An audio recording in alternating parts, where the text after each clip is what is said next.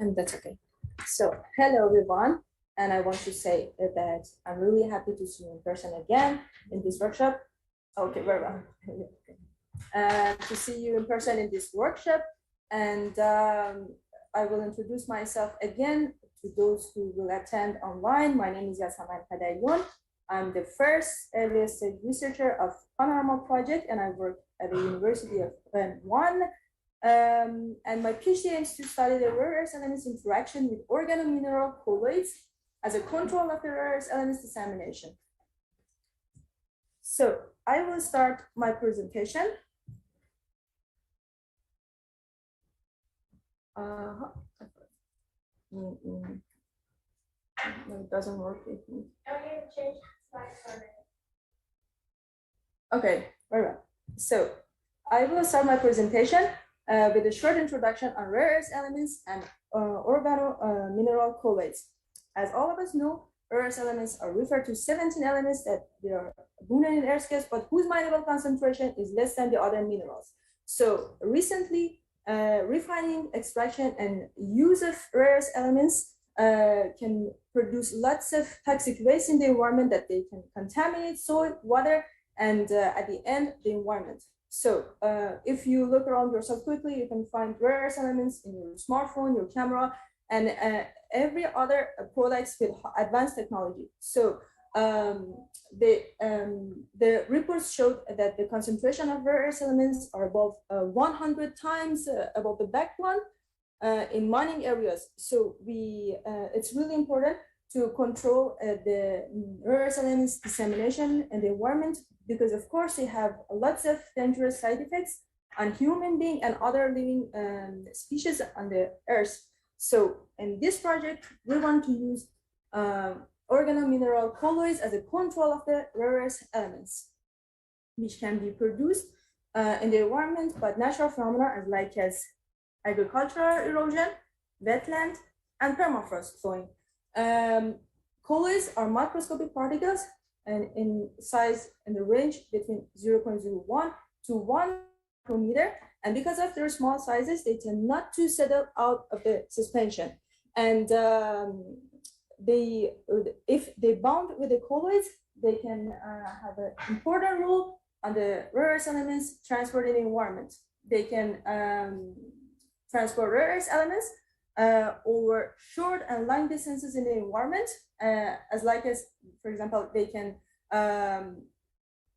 go through the channel of the soil and bring rare earth elements to the deeper horizons, or maybe they can transfer rare earth elements as much longer distances in the surface. So it is really important for us to understand the mechanism of binding of rare earth elements to these colloids and the role of these colloids in the transport of rare earth elements in the environment. But why FeOM aggregates? They are of major importance because of their high amounts in the environment, and we should consider their nanometric size and also their specific surface area. So we choose these organomineral colloids as mean of the control. First, we want to evaluate the rare earth elements binding capacity of the colloids and the rare earth elements distribution inside the colloids. And before that, I want to explain what is the role of calcium on the process. We have also high concentration of calcium in the environment. And if we add calcium to the organomineral colloids, they can cause agglomeration, and they can increase the size of the particles inside the colloids. So adding calcium to the organomineral colloids can provide a larger network that you can see in the schematic. So we want to find the answer of these two questions. First, how is the distribution of rare earth elements inside the colloids, and which mechanisms involved in these boundings? And if I want to explain it simple, we want to investigate if rare earth elements absorb onto the organic matter or iron phase of the organomineral colloid, or both of them, and in which proportion. So to do the experiments, I synthesized 3 different colloids with and without calcium. We added calcium to get different structure of the colloids. I kept the ratio constant between iron and organic carbon, 0.25, And I use titration method. But before that, I solubilized humic acid at pH 6.5. And then I used 2 titrators simultaneously. I added solution of iron with the first titrator to the organic matter. And for the colloids that it contains calcium, I added solution of iron and calcium to the humic acid. And with the second titrators, the pH constant at 6.5. And the ionic ethylene kept constant with adding NaCl solution to the colloids. So to do rare earth elements adsorption experiments, we defined 5 different ratios between iron and rare earth elements: 0.1, 0.05, 0.01, 0.004, and the last one 0.008. And these ratios defined based on the colloids that were collected from the mining sites in Portugal. To carrying out the rare earth elements adsorption experiments, I added rare earth elements stock solution to the colloids which I synthesized under the condition of rare earth elements ratio to the iron 0.04 and pH constant at 6.5. And after getting equilibrium, we used ultrafiltration cells with a size of 3 kilodalton to separate the rare earth elements absorbed by the organic matter, which absorbed by the colloids from the solution. And then we did ICP-MS analysis to measure the concentration of rare earth elements. So the first results were interesting because we observed that there is a high affinity between rare earth elements and these colloids. At this ratio, around 100% of rare earth elements adsorbed to the colloids. And we observed higher absorption of light rare earth elements, which it is not usual for the rare earth elements pattern absorption. And because of that, to get more fractional rare earth elements adsorption pattern, we used diluted samples. So the further rare earth elements adsorption experiments performed with diluted samples. As you can see, the results are here for different ratios between iron and rare earth elements, and for 3 different colloids without calcium, and with different ratios between calcium and iron. And the results showed that there is a strong impact of the rare earth elements loading when we have high concentration of rare earth elements and low concentration of rare earth elements. And for high concentration of rare earth elements, there is a middle rare earth elements downward concavity. So we want to study what happened, what is the mechanism here. Rare earth elements adsorb onto the organic matter, or they adsorb onto the iron phase. But for the low concentration of rare earth elements, there is an enrichment for lighter rare earth elements that is not used for adsorption. And if you follow the diagrams, you can see that calcium can slowly increase the absorption of rare earth elements. After that, we studied the rare earth elements adsorption pattern in the fraction below 3 kilodalton. I mean that the free rare earth elements in the solution after filtration of the organo-mineral colloids. So we faced with these diagrams, which shows that the pattern inversed in the solution, which it means that for the low concentration of the rare earth elements, the pattern is as the same as the pattern for rare earth elements absorption onto organic matter for low rare earth elements loading. So we can understand from these results that there are small molecules, that there are organic matter molecules on the fraction below 3 kilodalton, that they have high affinity to bond with rare earth elements. It means that the mechanism of bonding of rare earth elements below in the fraction below 3 kilodalton is bonding these rare earth elements to these small molecules. To study the rare earth elements impact onto the colloid structure, we use A4F technique. So you can see the diagrams and we measured the particle sizes of the colloids with and without adding rare earth elements. when we don't have rare earth elements in the colloids, you can see that the peak is intense, sharp, and the diagram is soft when we don't have rare earth elements. But adding rare earth elements change the intensity of the peak, and they shifted to the right side of the diagram, and the steric effect on the diagrams are obvious. So what we can understand from these diagrams is that addition of rare earth elements can increase the size of the colloid particles, which means that we have the steric effect. When we have a steric effect, then the particle sizes get bigger and they cannot go throughout the channel easily. So you can see that the noises on the UV signals, that it is obvious on the diagram. And we can understand that adding rare earth elements can impact the structure of the colloids, and no matter how much is the rare earth elements concentration and how is the ratio between rare earth elements and iron.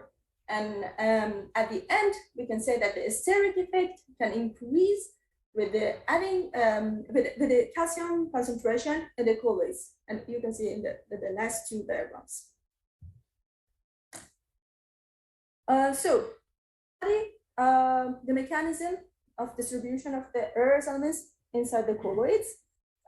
We use X-ray absorption spectroscopy, and I'm sure that all of you are familiar with this technique now. So I will go straight to the results.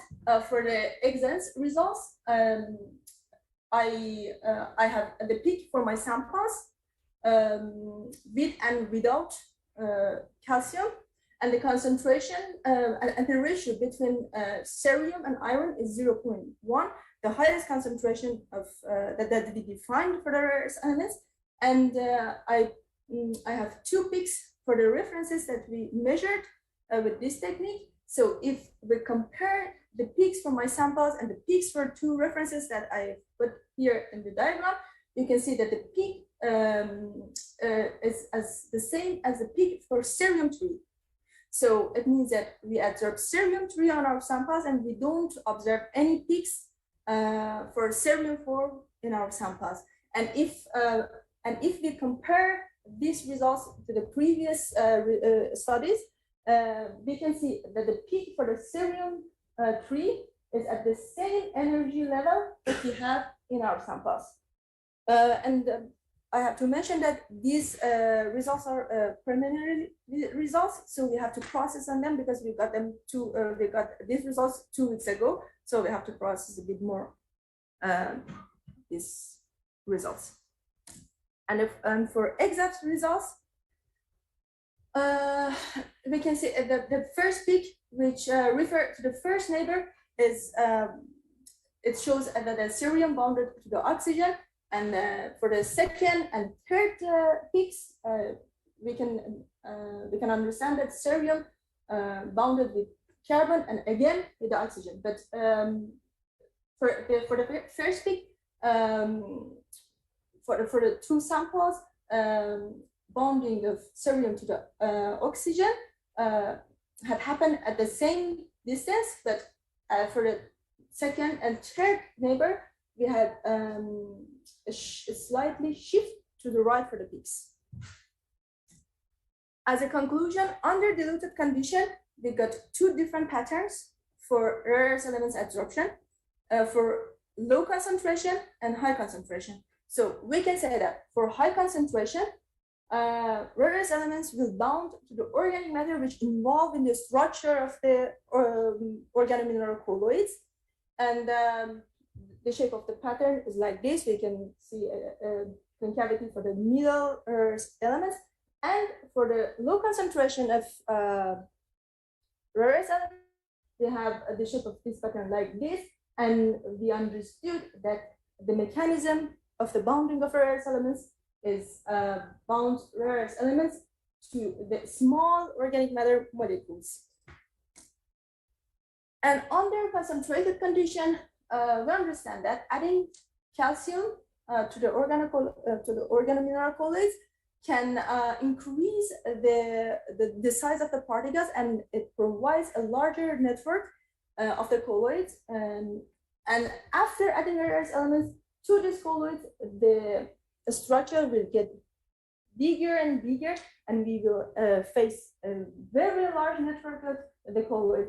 So if we can trap the rare earth elements with this structure, it means that they cannot be mobile in the environment anymore, or they can be mobile a little. So to development of the data set, I have to do effort analysis to investigate the effect of additional of rare earth elements under diluted colloids.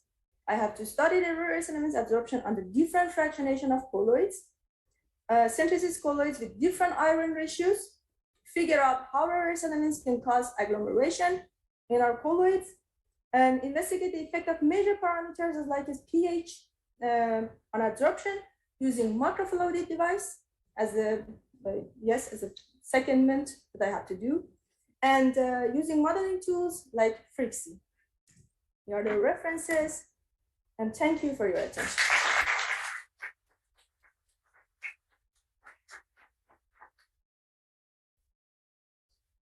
Thank you very much, Yasaman. I don't know if there is any questions from the crowd. Yes. Yeah. In the conclusions, you said that the rare are not mobile. Yes. Maybe you are not released in the aqueous fraction, but are attached in the colloids. That can be mobile if the colloids activate. Yes, somehow. Because when we have a larger network of the colloids, if we can trap the rare earth elements with this structure, it means that they can, because the sizes of particles are bigger, they cannot be mobile anymore, or they can move in the environment hardly. I mean that this condition is better for trapping the rare earth elements for us, because we want to control the dissemination of rare earth elements with this structure.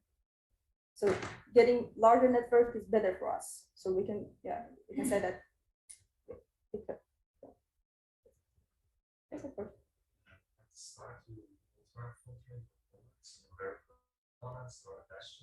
Also just a solution for rare earth elements, to see how much the rare earth elements just get absorbed. Oh, no.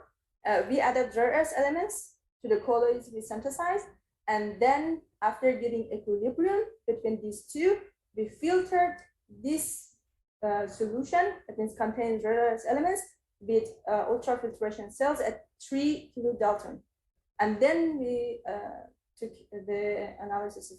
Maybe you should also ultrafiltrate the solution that colloids, just rare earth elements, to see if something absorbs to the ultrafiltration. I think because we have free ions inside the stock solution. I don't know. It's not, for me. It doesn't seem logical to do this to see if they're adsorbed to the filter, because they have the filters have different sizes, so they can go through the filter and they will pass the filter. So we cannot measure. Something can absorb. Oh, okay. But to avoid this, we will wash filters several times with acid and with water. So we will avoid absorbing any, for example, rare earth elements to our filters.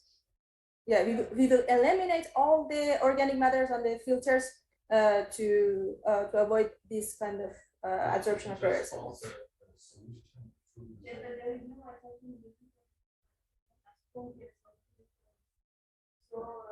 There is no direction. Only if there is an absorption of rare elements on the filter when they are moving, there's no complex on the solution. But when the medium for complexing agent rare elements are bound to this and then avoid Can you also check that with using concentration that you measure in the ultrafiltrates?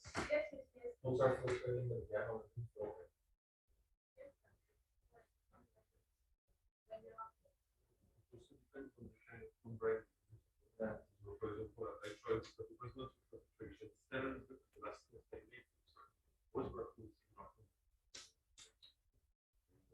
on this bring all the kind of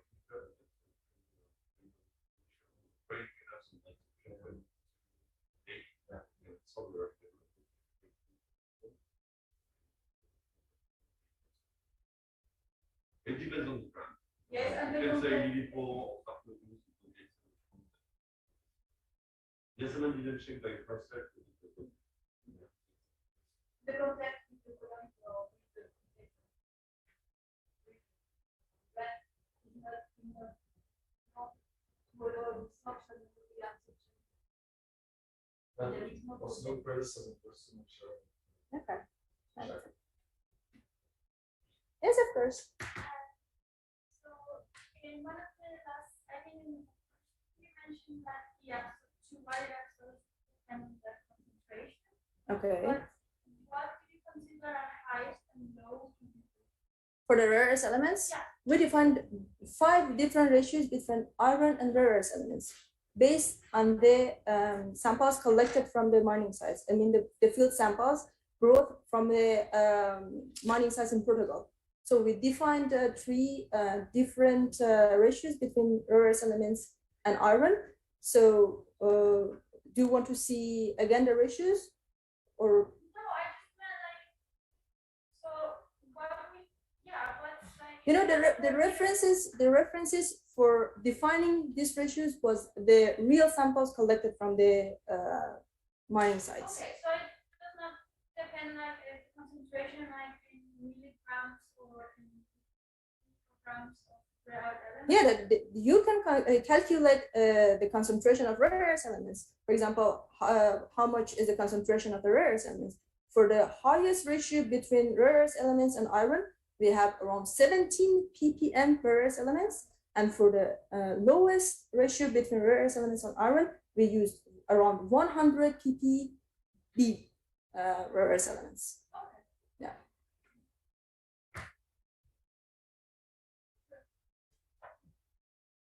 I will ask something the professor.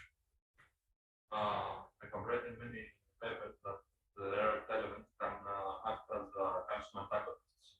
So, some experiments in human cell lines, for example, they can go and bind in calcium channels. There are analysis, for example, you saw in a slide that you use calcium. If we do analysis of calcium, for example, before and after the use of the rare earth element, will we see the same concentration of calcium? Is the replacing of calcium from the rare earth element a general phenomenon or from the environment?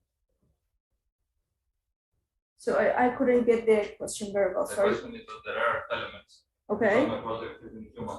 Okay. Toxicology. So I have read that in human cell lines, the rare earth elements can go and replace the calcium. They go and bind in calcium channels. Okay.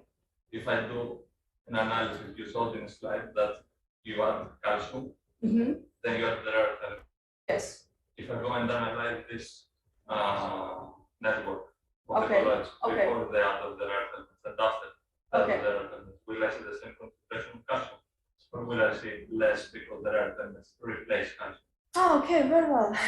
We didn't consider this in the experiments, but it's a good question. I don't know, but I think that they didn't replace with calcium, and we have still calcium in our structure, because after adding rare earth elements, the structure didn't grow and it get bigger. So it means that we have still calcium in our structure. And So without the calcium, the network cannot be bigger.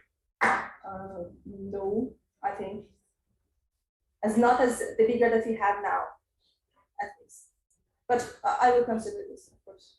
Yeah. I suppose that to have measured the concentration, consider that maybe you can check the concentration. Yeah, of course. By Yeah. However, I don't think that in this case that it happened, because in fact the rare earths, some of the rare earths are taking place of calcium in the metabolism. That means that the organisms take the rare earths in place of calcium. In this case, the calcium is already installed in the structure. So Okay. the My curiosity was if it is a general mechanism. phenomenon. Now the mechanisms are.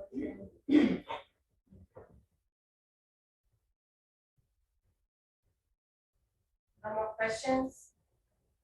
Sure, now's your chance. Okay, well, thank you very much, Yasaman. You're welcome.